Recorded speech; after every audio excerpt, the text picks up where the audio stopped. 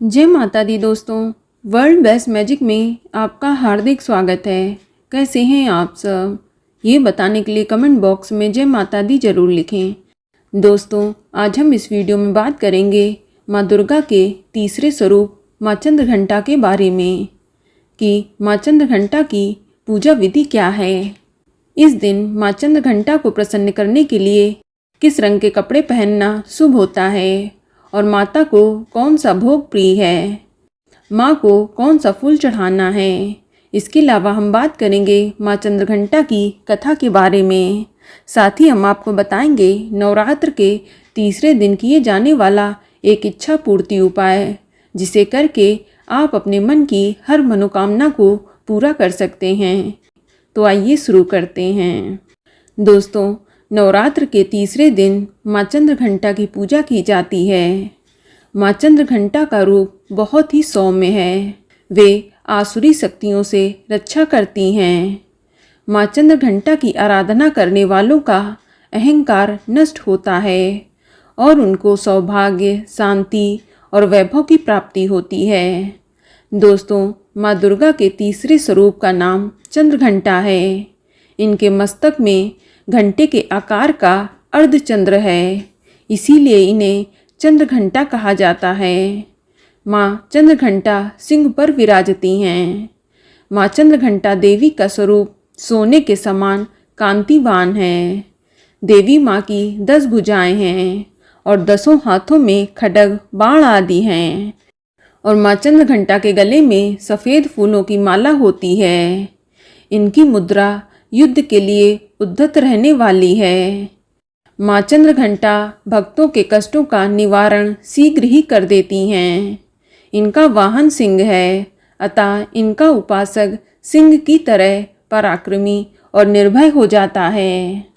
इनकी आराधना करने से साधक को चिरायु, आरोग्य, सुखी और संपन्न होने का वरदान प्राप्त होता है। माँ चंद्रघंटा की कृपा से साधक के समस्त पाप और बाधाएं नष्ट हो जाती हैं। इनकी आराधना से प्राप्त होने वाला एक बहुत ही बड़ा सद्गुण ये भी है कि साधक में वीरता और निर्भयता के साथ साथ सौम्यता एवं विनम्रता का भी विकास होता है।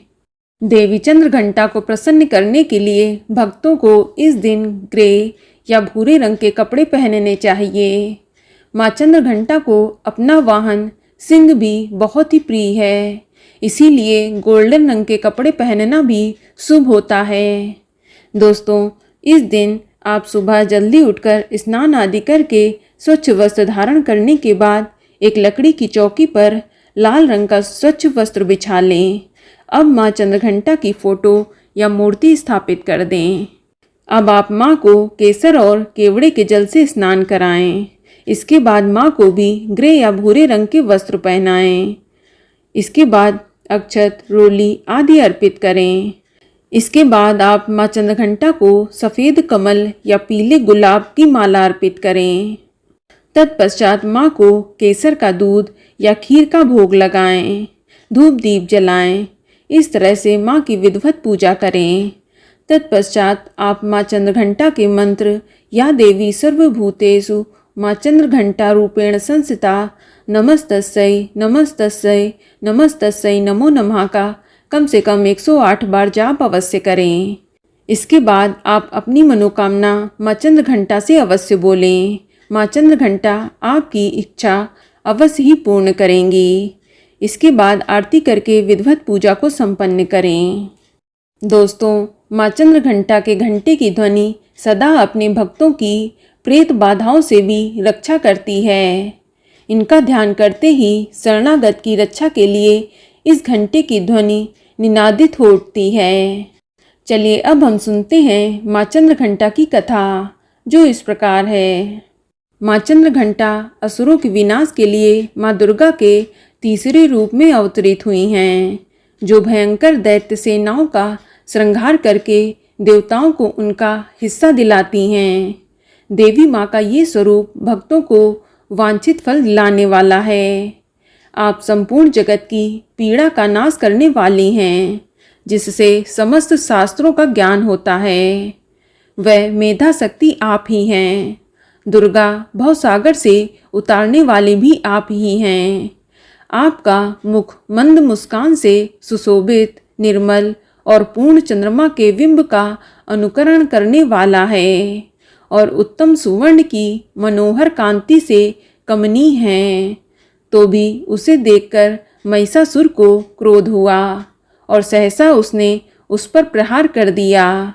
ये बड़े ही आश्चर्य की बात है कि जब देवी का वही मुख क्रोध से युक्त होने पर उदय काल के चंद्रमा की भांति लाल और तनी हुई भौंहों के कारण विकराल हो उठा, तब उसे देखकर जो महिषासुर के प्राण तुरंत निकल गए, ये उससे भी बढ़कर आश्चर्य की बात है, क्योंकि क्रोध में भरे हुए यमराज को देखकर भला कौन जीवित रह सकता है।